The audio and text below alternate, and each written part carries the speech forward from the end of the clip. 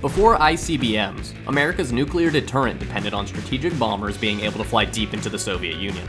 US bombers needed escort aircraft to protect them from enemy interceptors, and no fighters had the range to accompany them. Thus, in the 1940s, the XF-85 Goblin was developed as a parasite fighter escort that bombers could carry and deploy.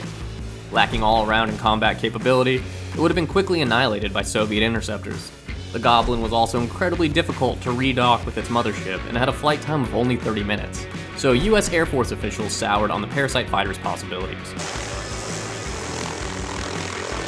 In the 1950s, there were several experimental one-man scouting aircraft proposed in prototype. The HZ-1 Aerocycle was developed for reconnaissance by non-pilot soldiers with only 20 minutes of instruction. The pilot steered the craft using his own body weight, which activated controls on the rotors mounted under it, like a Segway. While early testing showed promise, later tests proved inexperienced pilots were unable to fly it well.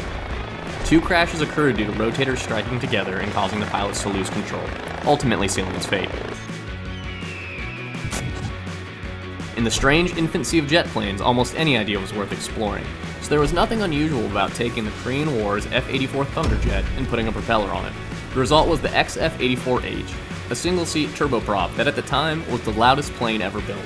The tips of the propellers were going supersonic and making sonic booms with every rotation, incapacitating ground personnel and making the aircraft vibrate with such intensity it made pilots physically ill.